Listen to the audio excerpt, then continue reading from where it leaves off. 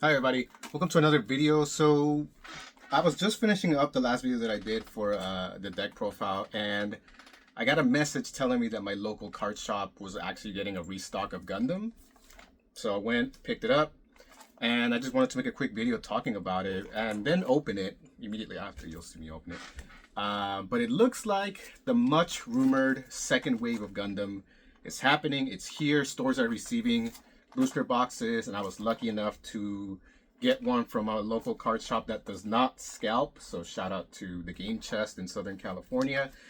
They charged MSRP $110 for the booster box, so I happily love supporting that type of situation, because you guys probably know that this card game is getting scalped, and it looks like the prices are going to be going down from the looks of things. Just statistically, looking at the number of posts on TCG Player, how many cards that have over 100 posts on there, and if you compare to other card games, if you're like a Digimon or One Piece player, you see that many of the cards that are top sold that are not super expensive, they have much fewer postings than a lot of the Gundam cards. So the expectation would be that the price is going to go down probably rather soon. So if you are patient enough and you don't really need the cards right now, if you just wait, all of those people who are waiting to sell the cards will have no choice but to drop their prices for them. So trading card shops are getting the booster boxes. I would say that if anything, what we want to see is whether the starter decks start to pop up back up again. I have yet to see a restock on starter decks. I haven't heard about anybody restocking starter decks so far. My hope is that they do, but if they don't, then the starter deck cards are likely the ones that are going to be going up. So if you do not have the starter deck cards and you're going to need some for your deck, I would say you start getting them sometime soon if you feel like we're not going to get a second wave of that. Now, checking out the booster boxes, I can tell you that this is very much identical to the first wave. It doesn't seem to be any difference outside of what I can see with the boxes. Wave 1 looks like Wave 2. There's no difference that I can tell with the naked eye. At least not on the outside. Maybe once we open it in mass, maybe we'll start to see a pattern in maybe the pull rates. But for all purposes, it appears that we just have the same box that was printed the first time around, just more of them. So that's a good thing. Yeah, so all types of cool stuff happening with Gundam. We have more of the stocks of the first set, but again, we got to see how the starter deck situation is going to happen. So a quick request: if you see starter decks in your shop, you see any restocking for them, please let me know in the comments. I would love to know. There also appears to be sleeve packs that are starting to show up in big box stores like Target, Walmart. I haven't seen any near me, but I believe I've seen like where they're supposed to go. That would be also something that I would love to know if you have seen them in your stores. Please go ahead and post them. So with that being said, let's get opening to this box. All right, so here we go. This is what appears to be identical booster box of the first set of Gundam. So let's go ahead and open it. I'm sure there won't be any differences. It doesn't appear to be by any means different. But we love to open Gundam, so we're gonna go ahead and do that. And hopefully you are gonna get hopefully you yourself get some Gundam that you really want, because this game is really fun, and I'm really having a blast with it. All right, so first pack, we are gonna get a Buster Gundam LR. Nice. Some Zaft situations going on. Let's see what else we got. Stubborn Cog. We're gonna get Sharzaku 2 and a unicorn mode. Nice.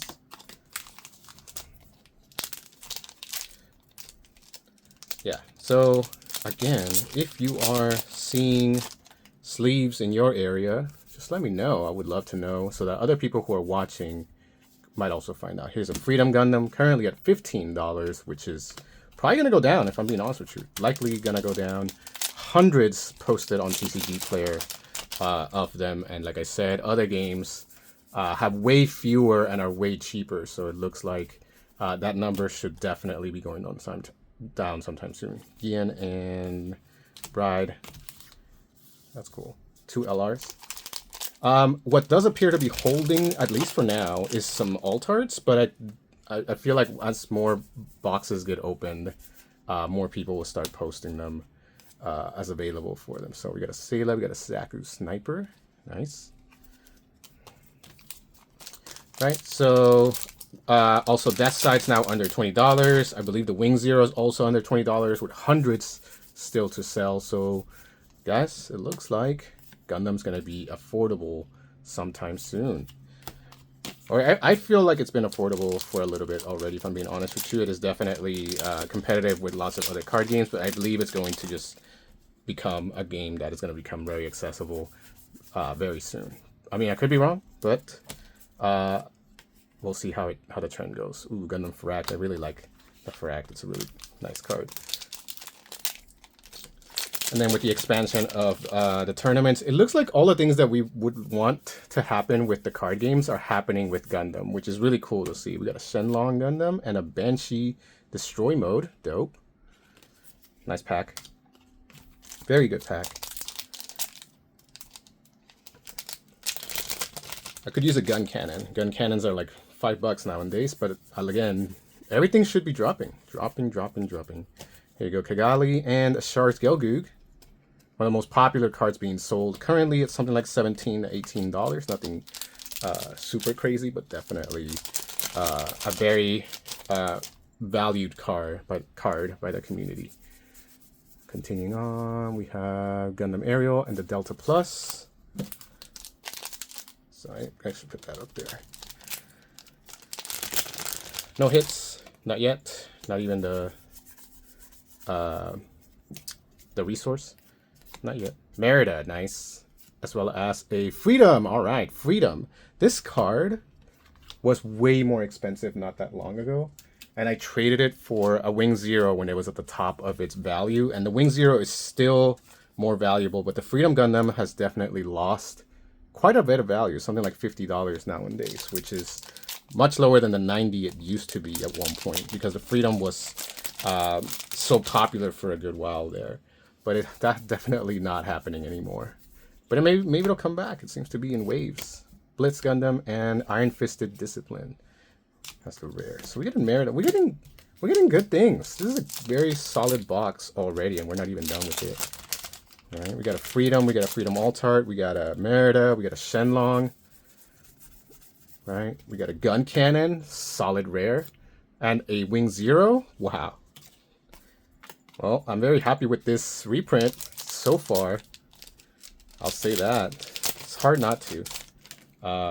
We would love a second Altart that's really nice, but I'm already pretty happy with this. Choose Demi and Deep Devotion rares. I'm already very happy. All right. Yeah, so I hope you guys get your hands on some. If not, honestly, if you're patient, the singles should drop in price pretty soon. No lie. The Go and Gundam Samrock. There's just so many cards up there for sale that people are starting to get desperate, and the price is going to keep going down because more and more people are going to be posting as people are opening boxes. Guaranteed. Here are Shard Zaku 2 and Intercept orders. It would be funny if we just suddenly came across a card that wasn't there before. Not going to happen, I'm just saying. It would be funny. All right. Fortress Defense and a Gundam Aerial Rebuild. Very nice card. Beautiful card. Love it. That's another LR.